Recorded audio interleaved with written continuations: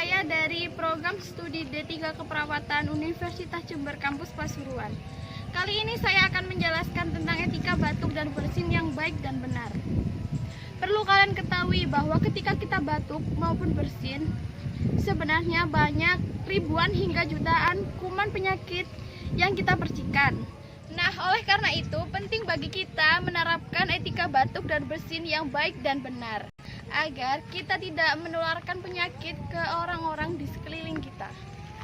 Etika batuk dan bersin meliputi sebagai berikut.